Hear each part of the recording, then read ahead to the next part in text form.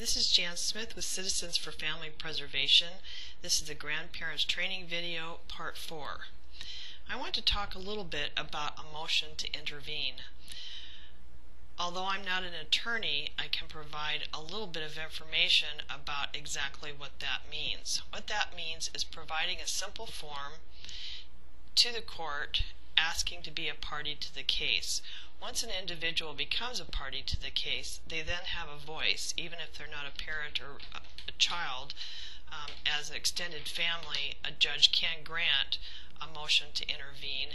At that point, you can participate in all courtroom activities. Next, you need to know who to complain to. If you have become a party to the case,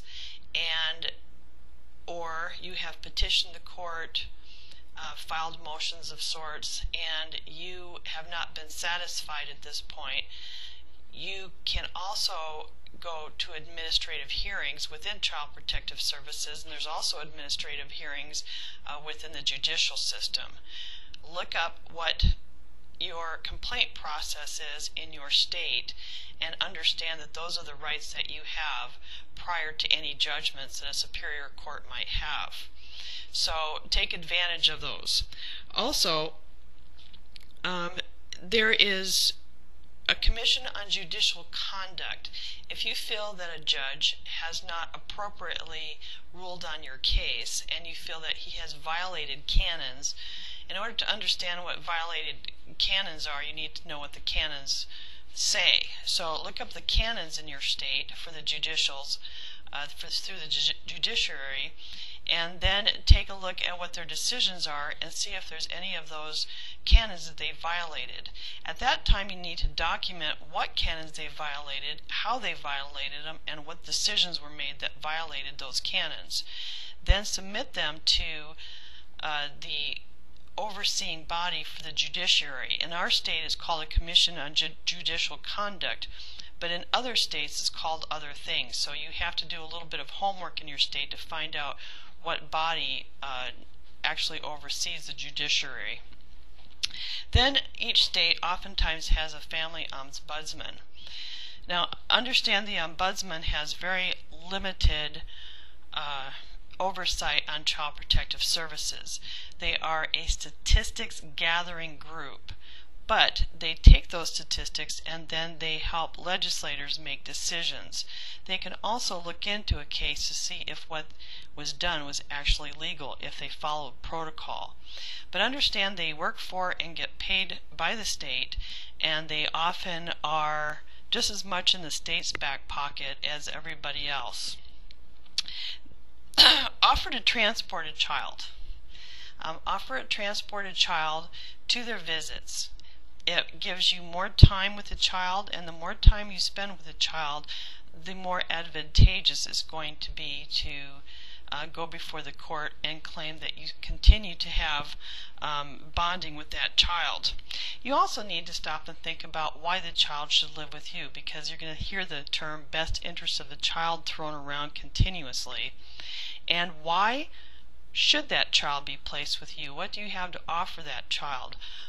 You also have to take into consideration the doctrines, the child's sense of time, psychological parenting. Has that child ever lived with you at any particular point in time? What kind of investments have you had with that child?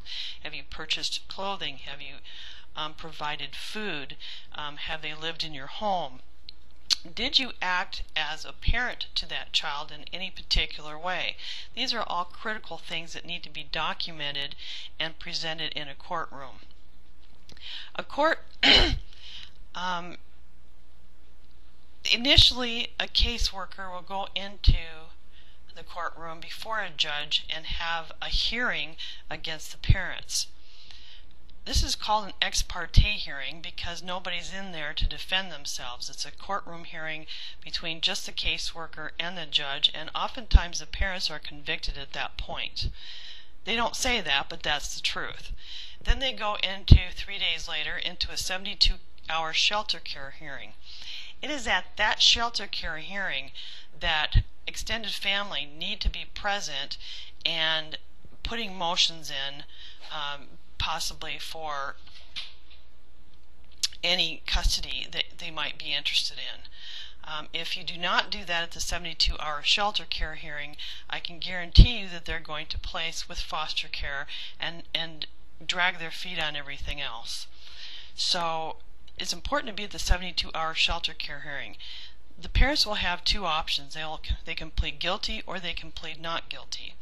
If they plead guilty, then the next hearing that they go to, which will be approximately a month later, will be kind of a review hearing, more so than a fact-finding hearing. And the review hearing, some things will maybe get decided at that point, which would be things like a parent going to services, what kind of services they might have to attend or be required to attend, and understand that none of that's voluntary. They may say on paper that it's voluntary, but none of it's voluntary. And then at that point, extended family can also, hopefully at this point, extended family will be involved in the case enough to actually have some say during that courtroom process and perhaps get the children placed with them. Then at some point in time there'll be another hearing, and that hearing will be a permanency hearing. At that point, extended family need to have the children for a period of time display that they are interested in long-term and permanent arrangements. Now, a lot of extended family, they're willing to kind of buy into a temporary thing, but I'm here to tell you that at this point it is critical to display that you are interested in permanency of some type, either a guardianship or adoption, something of that nature, because they're going to be very specifically looking to place that child with someone who will be there forever if the parents are not prepared to take the children themselves. The average number of months that a child may be in dependency is probably right around 18 to 24. A child will be in dependency at least 6 months. Why? Because the federal government doesn't reimburse until that 6-month mark. So even if a child is unsubstantiated, they try to drag it out for 6 months so that they can get those federal fundings for that child having been in a dependency action. Then they have a 12-month mark. At the 12-month mark, they have to decide whether they're going to continue trying to reunify or whether they're going to go towards termination. At least that's what the federal law says. That doesn't always happen. It can continue to drag out and drag out and drag out because a judge may decide to do so. Maybe there's progress being made all of a sudden. There could be legal reasons for it, but understand the difference between the federal law and the state law on this and what the county might do. So who can be sued? You know, this is very important because a caseworker has immunity. They have given immunity to most of the parties. But lawyers can be sued. Bar associations can be sued. Counties usually can be sued. So it may take a little bit of homework to understand exactly who you can sue in your county or in your state, but begin to do that research and have it in your head why you could or could not sue these particular individuals. Again, I'm going to state that there is an inexpensive legal service that you can get unlimited legal advice for, and I highly recommend participating in this service.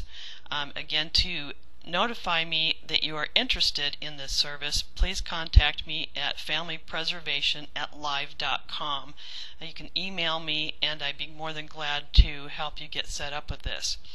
Now, often extended family get kicked to the curb because the case is in one state and they are in another.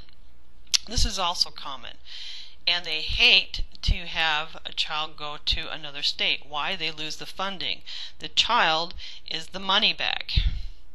And so if we have this problem all the time here in Washington state, between Washington and Oregon, They play tennis back and forth, and they won't work together at all. If extended family are in Oregon, they will not send that child because they want the money. And so the benefit of this particular legal service is it's in all 50 states. So if you're in a situation where you're in the state of Washington and extended family is in Oregon, they can help you in either state.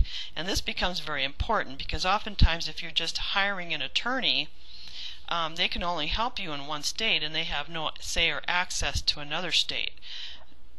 So let me know if you're interested.